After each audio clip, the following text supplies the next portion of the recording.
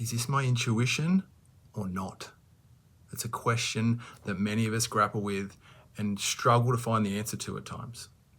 Today, we're going to dive in to looking at some very key differences between guidance that's coming from intuition and when we're operating from a more fear-based space.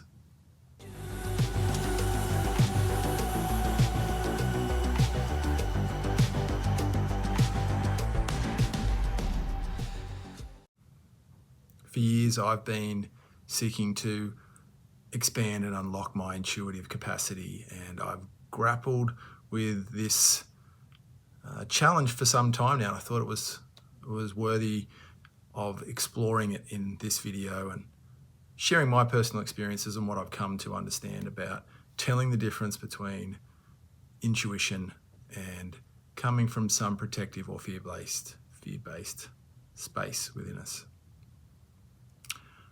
And I'm going to jump straight in with a personal example. So for me, fear of missing out has been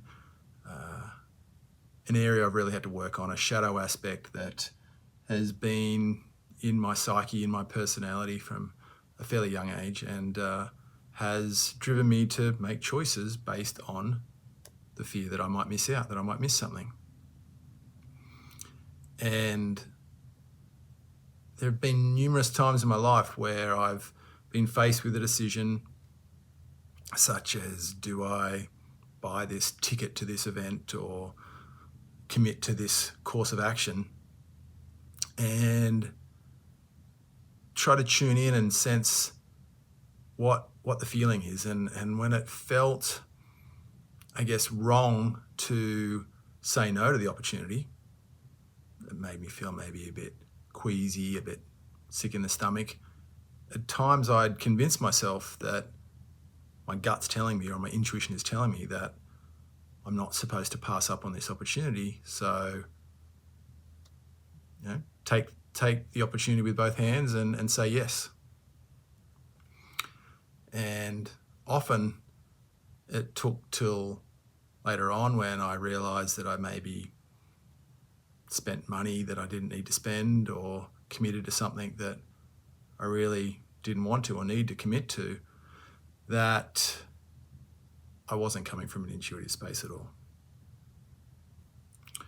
And I can really see that there was an anxiety there and a push there that I can now tell the difference between when I am truly coming from an intuitive space. So let's look at what some of the differences can be for you so that you can start to really tell the difference.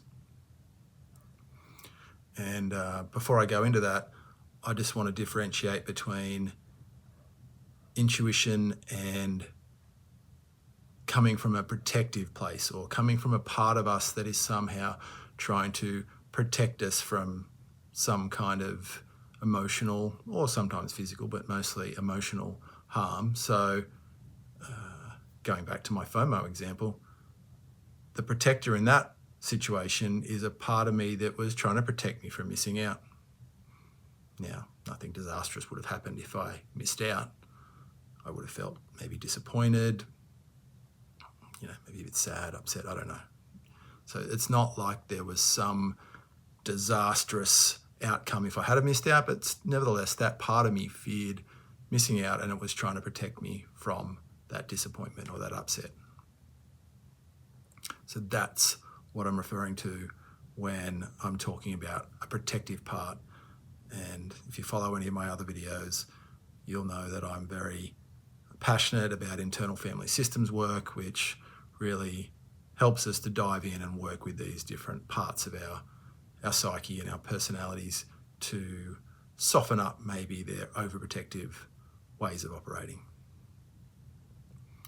So if we look at this example, am I operating from intuition or from a protective part? In my FOMO example, first of all, one key difference is that from a protective part perspective, there's this future focus, there's this intensity of looking ahead and worrying about some kind of future outcome, whereas coming from an intuitive space tends to have much more of a present focus to it, more of a presence to it, something right now. And we can still get a no from an intuitive sense, but it feels more grounded in presence, not this looking ahead tendency that a protective part or coming from some kind of fear base, anxiety base can have. Secondly, the protective part often brings more of a tightness, that there's a tightening up, that I'm going to miss out on something here in my particular example, rather than what can flow from a more intuitive signal, which is a spaciousness, a sense of, okay, I've got space to operate here. And again, it can still be, it doesn't feel like a yes, it feels like a no. It can feel like a, it feels like a yes, but it's not pushing me. It's not,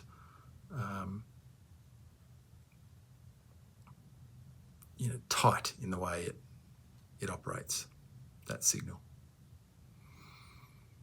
And that leads on to the third difference, which is coming from a protective part can feel like there's an urgency to take action now, has to happen right now.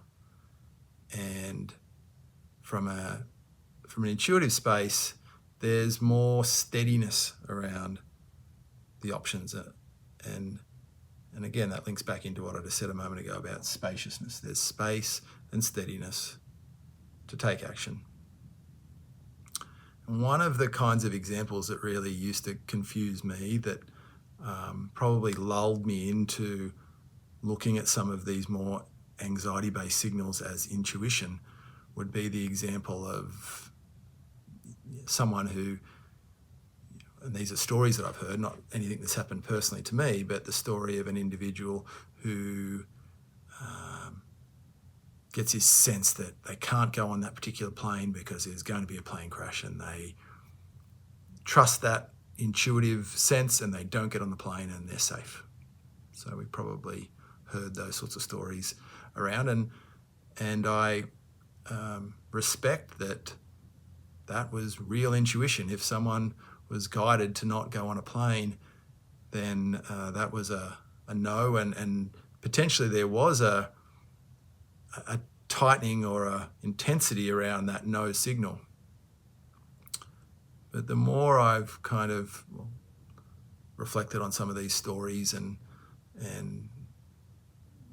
looked at them from a broader perspective, a lot of the stories that I've heard in those sorts of situations are this sense that the decision not to get on the plane was over a period of time. It wasn't just as soon as they got to the door of the plane and it hits, that there was space. There was space. The signal was kind of coming, accumulating over a series of days. Maybe there was a dream. Maybe there was a few things, some synchronicities, etc., that came together to then, at the last minute, maybe the person had ignored those previous signs, and then, okay, it gets louder at the last minute and they don't get on the plane.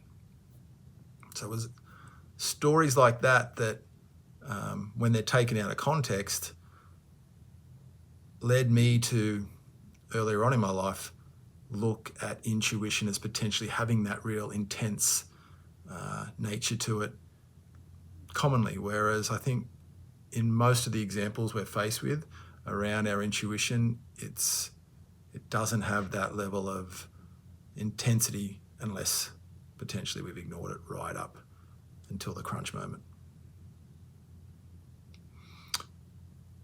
So here's what to do. This is the tip. Look for that urgency. Look for pushing. If it feels like you're being pushed to take action quickly and promptly, it's unlikely to be your intuition speaking there. And pay attention to the way it tracks in your body. If it feels like there's contraction, if it feels like there's pressure, if it feels like there's some kind of bracing, again, good chance that that's not intuition, that that's coming from a protective part, operating out of some kind of fear generally. And so, as you go about your everyday life, follow these 3 steps. Pause. If you're not sure, pause. Feel. Tune into what you feel, not so much what you're thinking. Tune into what you're feeling and get a sense for the quality of how it feels. And then choose. Is this something that's pushing me, or is this signal offering space and guidance? And if you follow those steps, you're much more likely to be able to tell the difference. But I also want to finish off by saying, be patient with yourself. It is not easy to know all the time, and it takes practice to start to really get a sense. Probably a number of situations where you've ignored it and afterwards gone, yeah, I sensed earlier on and I missed that. And that's okay. Be patient with yourself. Be kind, and over time you'll get better at listening to this. Thanks for watching. Just one more add-on before I leave you, and that's that I'm about to release a course on enhancing your intuition or unlocking your intuition called You Already Know. It is very much based on my own experiences over the course of my life and my personal growth and spiritual growth journey as someone who has been very locked in the mind and had to really work at learning to access intuition. And I've been fortunate enough to pick up a few tricks along the way and seek to share them with those that are interested. You'll find the links to my website below.